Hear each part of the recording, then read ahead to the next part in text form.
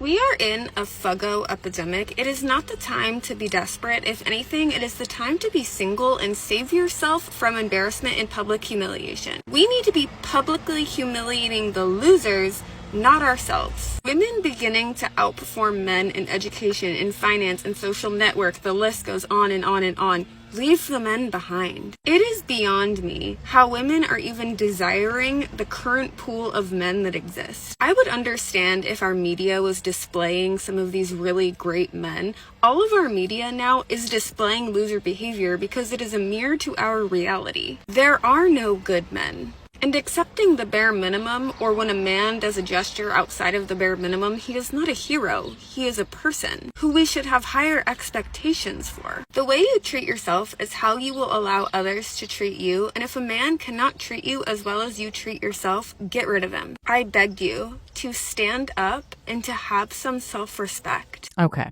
So the golden nugget sentence there, which we will get back to in a second, is there are no good men. Did you hear that? There are no good men is what she said. And we'll get back to that in a second. First of all, her face doesn't move. How could you relate to somebody? I will say it again, and I will say it over and over and over. I know there's women out there who do these shows and they're like, I get Botox and I get, yes, honey, you look strange, right? This pattern of just women obsessing over youth, like, and not being able to just like let it go. It's such a privilege to age. Really, it's such a privilege to age.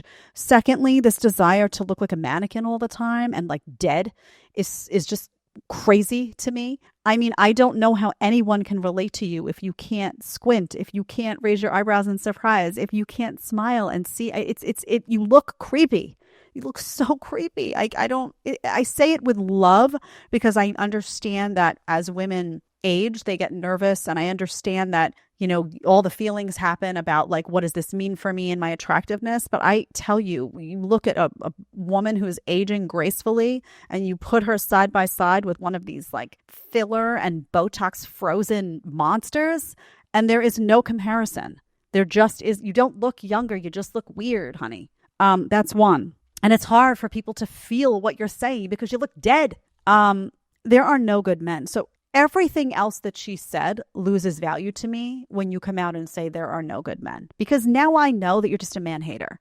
So everything else you said about, women knowing your value and knowing what you bring to the table and what you deserve, or however you worded it in a little bit of a creepy way, frankly. But there is some merit to knowing your worth. There is some merit to not engaging in, people shouldn't engage in relationships where they're being abused, where they're being disrespected. You should raise those concerns and obviously physical abuse is a whole other thing.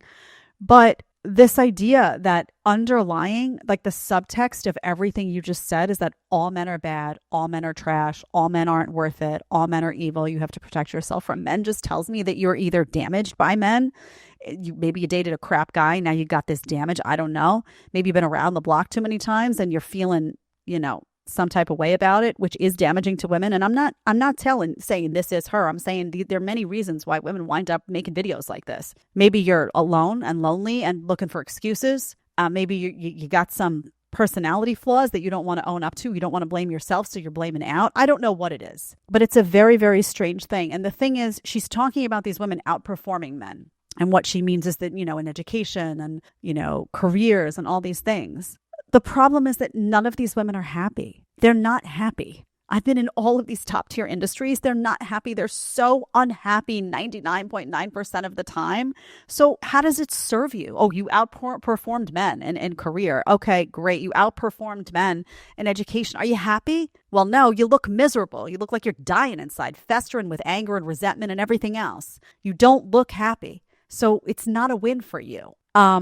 Also, it's the same women that will say, we don't need men. All men are bad. We're leaving men behind. And then you turn 40 and you're like, where are all the good guys? So it's not real. It's not a real feeling that you have. That's, I don't need men. It's something that you say in your 20s and 30s when you're feeling really confident and getting a lot of attention and feel like you can get away with it. And you're like, I'm the shit. And then all of a sudden you wake up one day and realize, maybe I do want kids.